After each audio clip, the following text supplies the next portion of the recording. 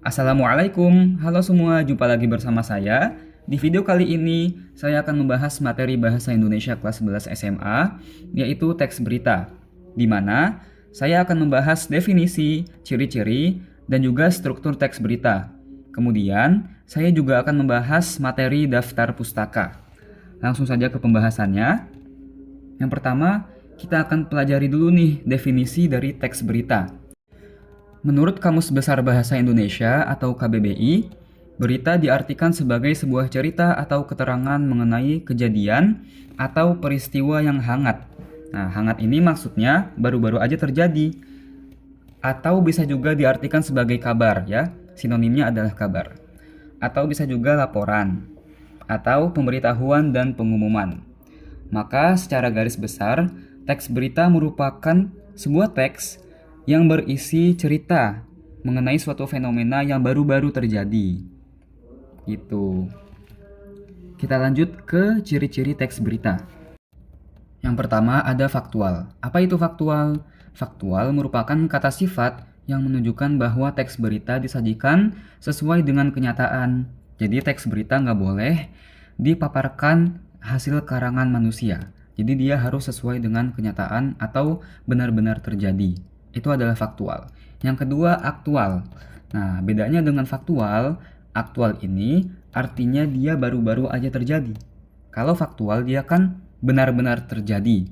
Kalau aktual dia baru-baru aja terjadi atau bisa dikatakan sebagai hangat, ya. Berita yang hangat itu artinya aktual. Yang ketiga, menarik.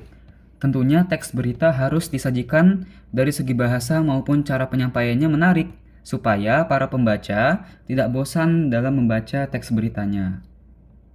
Yang keempat, sistematis dan lengkap. Apa itu artinya? Nah, jadi teks berita itu dia punya struktur tersendiri yang menyusun teks berita. Yang dimana teks berita itu strukturnya harus disusun sesuai urutannya. Itu adalah sistematis. Dan lengkap. Artinya, struktur teks berita yang diurut itu nggak boleh lebih dan nggak boleh kurang. Gitu. Yang kelima adalah objektif. Artinya, teks berita tidak mencondongkan dirinya ke salah satu pihak yang sedang dibicarakan dalam topiknya. Itu dia ciri-ciri teks berita. Kita lanjut ke struktur teks berita. Seperti yang sudah saya singgung tadi, bahwa teks berita itu disusun dengan struktur tertentu yang membentuk teks berita itu sendiri. Yang dimana teks berita disusun dengan pola piramida terbalik yang terdiri atas 3 bagian utama, yaitu kepala, yang kedua leher, dan yang ketiga adalah tubuh berita. Sebelum kita lanjut, perlu kita pahami dulu nih apa maksud dari teks berita disusun dengan pola piramida terbalik.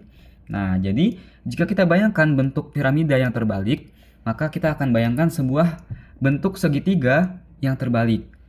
Yang dimana bagian atasnya itu akan lebih besar dari bagian bawahnya. Jadi jika kita bayangkan bentuk segitiga yang terbalik, bagian atasnya itu yang datar, lama-kelamaan ke bawah itu akan semakin mengerucut. Itu adalah filosofi dari bentuk piramida yang terbalik. Jika kita aplikasikan ke struktur teks berita, maka maksudnya adalah teks berita itu dimulai dari yang paling atas adalah bagian yang paling umum dari teks berita. Yang lama-kelamaan semakin kita baca ke bawah, itu akan semakin merinci. Seperti itu ya. Jadi, struktur teks berita jika kita baca berurutan dari atas ke bawah, maka kita akan mulai dari hal yang paling umum, kemudian ke hal yang khusus. Oke, kita lanjut ke struktur yang pertama, yaitu kepala berita. Kepala berita itu adalah struktur yang memuat informasi utama yang terpenting suatu topik, yang dimana pada bagian kepala ini mengandung jawaban atas pertanyaan unsur adik Simba. Apa, di mana, kapan, siapa, mengapa, dan bagaimana. Makanya teman-teman kalau baca teks berita, itu pasti bagian awalnya itu mengandung unsur apa, terus di mananya, kapan fenomena itu terjadi, siapa aja yang terlibat di fenomena itu, terus mengapa bisa terjadi, terus bagaimana kelanjutannya, dan seterusnya gitu ya. Makanya kepala berita itu mengandung informasi utama yang terpenting suatu topik. Yang kedua ada leher berita. Nah, leher berita itu mengembangkan isi kepala berita lebih jauh dan luas.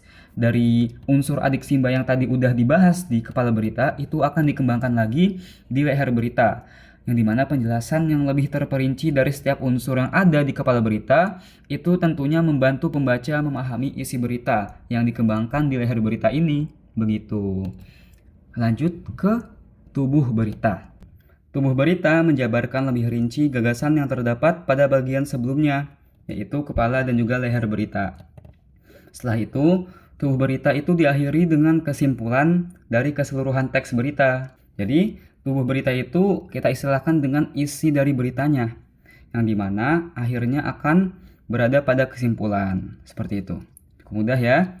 Kita lanjut ke materi daftar pustaka. Langsung saja ke pembahasannya. Daftar pustaka menurut KBBI adalah daftar yang mencantumkan judul buku, nama pengarang, penerbit, dan sebagainya yang ditempatkan pada bagian akhir suatu karangan atau buku, yang dimana daftar pustaka ini disusun menurut abjad. Nah, jadi daftar pustaka jika teman-teman lihat di buku-buku itu disusun dengan aturan-aturan tertentu, jadi nggak bisa asal kita tulis suatu daftar pustaka. Nah, bagaimana penulisannya? Nah, di sini akan kita bahas satu persatu. Yang pertama, ini adalah kaidah penulisan daftar pustaka. Jadi, ada 5 poin yang perlu ada, yang wajib ada pada suatu daftar pustaka. Yang pertama adalah nama penulis. Yang kedua, tahun terbit bukunya. Yang ketiga, judul bukunya. Keempat, adalah tempat penerbitnya. Yang lebih tepatnya adalah kota. Yang kelima adalah nama penerbit. Ya, beda ya nama penulis sama nama penerbit. Nah, di sini kita akan bahas satu persatu terkait kaidah penulisan nama ya. Pertama kita akan bahas dulu cara penulisan nama penulis di daftar pustaka. Misalkan di daftar pustaka itu nama penulisnya adalah Ahmad Rifai. Nah, di sini kita akan bahas dulu penulisannya yang dipengaruhi oleh jumlah kata dalam namanya. Yang pertama, jika nama seorang penulisnya ada 2 kata, misalkan nama penulisnya adalah Ahmad Rifai.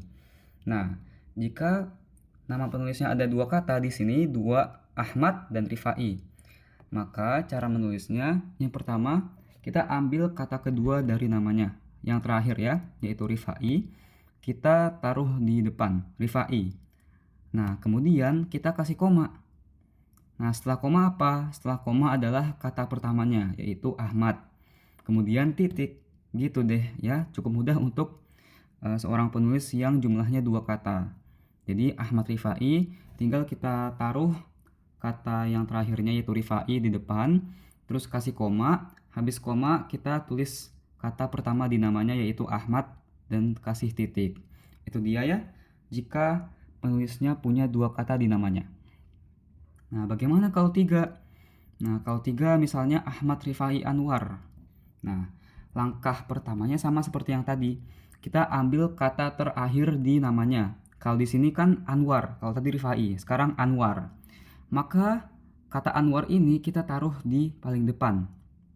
Setelah itu, kita kasih koma. Nah, setelah koma apa? Setelah koma, kita ambil kata pertama dan keduanya yang nggak diubah, Ahmad Rifai. Nah, setelah itu kita kasih titik. Gitu ya. Bedanya sama yang pertama tadi, kan cuma 2 kata, Rifai, Ahmad. Kalau ini ada Anwar, Ahmad Rifai. Jadi yang diubah cuma susunan kata ketiganya, yang dimana dia jadi ditaruh di paling depan. Anwar, Ahmad Rifai. Terus jangan lupa teman-teman kasih titik. Gitu. Nah, bagaimana kalau misalnya lebih dari 3 kata? Ya, ini aturannya untuk yang lebih dari 3 kata, bisa 4 atau 5. Nah, jika lebih dari 3 kata, misalkan 4 nih. Ahmad Rifai Anwar Jalaluddin. Nah, langkah pertamanya sama yang tadi. Kata terakhir di namanya, kita ambil Jalaluddin. Kita taruh depan. Terus kasih koma. Setelahnya, kita tinggal tulis namanya di kata pertama, kedua, dan juga ketiga. Nah, cuma bedanya kita singkat katanya yang kedua dan juga ketiga. Nah, boleh nih disingkat ya. Jadi Ahmad Rifai Anwar. Susunannya nggak berubah, bedanya cuma kita singkat karena biar nggak panjang ya. Jadi kata terakhirnya kita taruh depan, kasih koma, Terus kita tinggal tulis kata pertama, kedua, dan ketiganya. Cuma bedanya kita singkat. Jadi Ahmad R titik A titik. Yang menunjukkan itu adalah singkatan dari Rifai dan Anwar. Itu ya.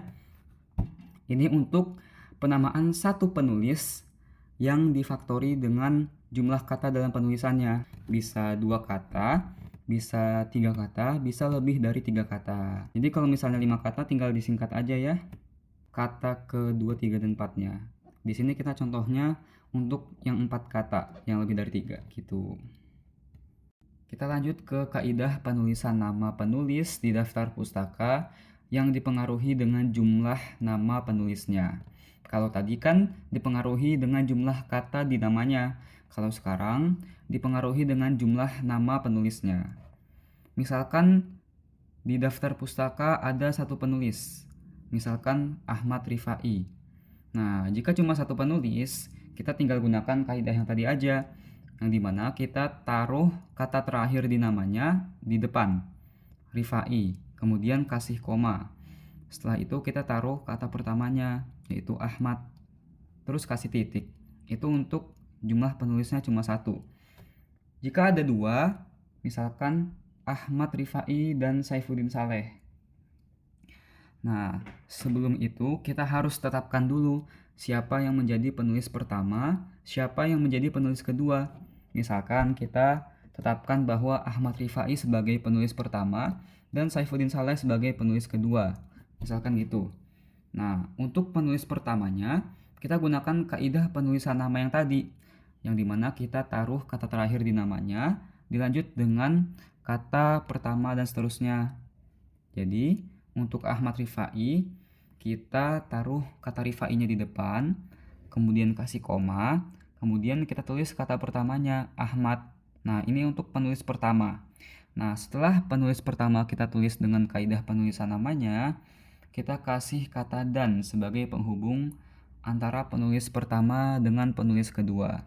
Setelah itu tinggal kita tulis penulis keduanya tanpa mengubah apapun. Jadi Saifuddin Saleh tetap Saifuddin Saleh. Nah, setelah penulis kedua kita tulis, kita kasih titik. Itu dia ya, jika ada dua nama penulis. Jadi penulis pertama kita gunakan kaidah penulisan nama pada daftar pustaka. Kemudian kita kasih dan, ya. Habis itu kita tulis penulis keduanya tanpa diubah. Jika jumlah penulis dalam daftar pustaka ada 3. Nah, jika ada 3, misalkan Ahmad Rifai, Saifuddin Saleh, dan Jamal Sulaiman. Nah, pertama kita tetapkan dulu ya siapa penulis pertama, kedua, dan ketiga. Misalkan yang pertama Ahmad Rifai, kedua Saifuddin Saleh, yang ketiga Jamal Sulaiman. Nah, untuk penulis pertama seperti yang tadi, kita gunakan kaidah penulisan nama dalam daftar pustaka. Jadi, Ahmad Rifai kita ganti menjadi Rifai, Ahmad. Itu untuk penulis pertama. Setelah penulis pertama kita tulis, kita kasih koma. Setelah koma, kita tulis nama kedua dari penulisnya, yaitu Saifuddin Saleh. Nah, tanpa diubah. Itu untuk penulis pertama dan kedua. Nah, setelah penulis kedua kita tulis, kita kasih koma. Setelah koma, kita kasih dan. Nah, setelah dan, kita tulis penulis ketiganya tanpa diubah. Jamal Sulaiman tetap Jamal Sulaiman. Setelah penulis ketiga, kita kasih titik. Nah, gitu deh untuk penulisan nama penulis jika ada 3 di daftar pustaka. Penulis pertama kita gunakan kaidah penulisan nama, terus kasih koma. Penulis kedua tanpa diubah, koma, dan penulis ketiga tanpa diubah, habis itu titik. Gitu ya. Terakhir, jika jumlah penulisnya ada 4 atau lebih dari 3, ya. Jadi untuk yang jumlah penulisnya lebih dari 3, maka kita tetapkan dulu siapa penulis pertamanya, ya. Misalkan penulis pertamanya adalah Ahmad Rifai. Seperti tadi, kita gunakan kaidah penulisan nama untuk penulis pertama. Ahmad Rifai jadi Rifai, Ahmad. Setelah itu apa? Penulis kedua, 3, dan 4. Ya, di sini ada Saifuddin Saleh, Jamal Sulaiman, dan juga Yuni Anwar. Kita tandai dengan DKK. DKK itu apa? Dan kawan-kawan. Jadi penulisnya ada Ahmad Rifai dan kawan-kawan. Habis itu kasih titik gitu ya. Jadi yang berubah cuma penulis pertamanya dengan kaidah penulisan nama Rifai, Ahmad. Kemudian penulis kedua, 3, 4 dan seterusnya misalkan lebih dari 3 itu kita tandai dengan DKK dan kawan-kawan. Habis itu kasih titik. Atau teman-teman bisa juga menulis dan kawan-kawannya ini dengan tulisan et al. Nah, apa itu et al?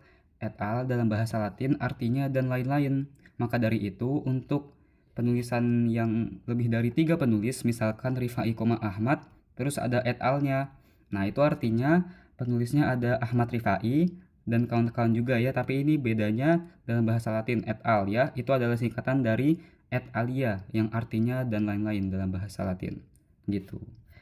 Nah, itu untuk penulisan nama penulis di daftar pustaka ya. Jadi dari kelima poin di daftar pustaka yang wajib, hanya nama penulis doang yang dia punya aturan baku untuk penulisannya. Jadi untuk tahun terbit buku, judul buku, tempat penerbitnya, dan juga nama penerbit gak sesulit menulis nama penulis di daftar pustaka. Oke, kita lanjut ke contoh penulisan daftar pustaka ya. Misalkan di sini ada nama penulisnya yaitu Rizal Salahuddin. Tahun terbitnya tahun 2015. Judul bukunya Ketika Sujud Tak Pernah Salah. Tempat penerbitnya di Bandung dan nama penerbitnya Gramedia. Oke, pertama-tama kita tulis dulu ya nama penulisnya. Nah, seperti yang tadi udah kita pelajarin, menulis namanya harus sesuai kaidah penulisan nama di daftar pustaka. Ketika ada dua kata, Rizal Salahuddin, maka kata keduanya kita taruh di depan, Salahuddin. Kemudian kita kasih koma. Kemudian kita tulis kata pertama di namanya yaitu Rizal. Maka untuk penulisan namanya adalah Salahuddin, Rizal. Terus kasih titik. Nah, setelah nama penulis, kita tulis tahun terbitnya 2015. Kemudian kita kasih titik. Setelah itu judul buku. Nah, untuk judul buku, itu kita punya dua cara penulisannya. Yang pertama, kita tulis dengan tulisan miring. Ketika sujud tak pernah salah, yang pertama itu dengan tulisan miring. Atau dalam notasi dokumen, kita tulis dengan italik. Ya. Yang kedua bisa kita garis bawahi. Seperti yang kedua ya, itu kita garis bawahi judul bukunya. Kemudian kita kasih titik. Setelah itu, kita tulis tempat penerbit, tepatnya kota ya, Bandung. Nah, setelah kita tulis tempat penerbitnya, kita nggak pakai titik, tapi titik 2. Nah, setelah tempat penerbit, kita kasih titik 2, habis itu nama penerbitnya, kemudian titik. Itu cara menulis daftar pustaka. Nah, ketika teman-teman menulis daftar pustaka, tentunya ada hal-hal yang perlu diperhatikan nih. Apa itu? Oke, yang pertama, ketika kita menulis daftar pustaka, namun ia lebih dari satu baris.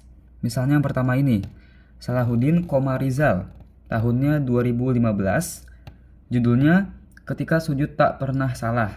Nah, setelah itu, tempat dan juga nama penerbitnya dimulai di baris kedua. Nah, gimana nih?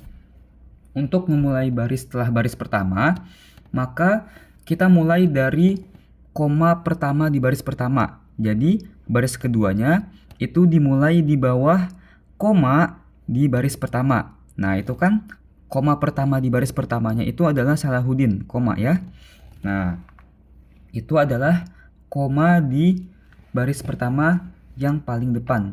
Maka tempat penerbit dan juga nama penerbit di kasus ini ya, Bandung, titik 2 Gramedia, itu dia dimulai di bawah koma setelah kata Salahuddin. Yang kedua, daftar pustaka yang lebih dari satu itu harus ditulis sesuai abjad. Misalnya yang kedua ini, ada Alwi Hasan nama penulisnya. Nah, ini kan sudah ditulis sesuai dengan kaidah penulisannya ya. Nah, setelah kita menulis sesuai dengan kaidah penulisannya, jika ada lebih dari satu, maka kita urut sesuai dengan abjadnya. Di sini Alwi Hasan. Nah, kan dimulainya dengan huruf A ya. Yang kedua ada Broto Mukayat B. Dia dimulai dengan huruf B. Yang ketiga, Cahya Salahuddin IM. Nah, dia diawali dengan huruf C. Nah, ini kan sudah sesuai abjad ya, ABC. Maka dari itu, Hal yang perlu diperhatikan dalam menulis daftar pustaka jika lebih dari satu itu harus sesuai dengan abjad yang tentunya sebelumnya sudah ditulis dengan kaidah penulisan nama. Gitu. Nah, sekian video pembelajaran materi kelas 11 Bahasa Indonesia tentang teks berita dan juga daftar pustaka. Terima kasih atas perhatiannya. Semoga materi ini dapat bermanfaat bagi kita semua. Sampai jumpa di video berikutnya. Selamat belajar!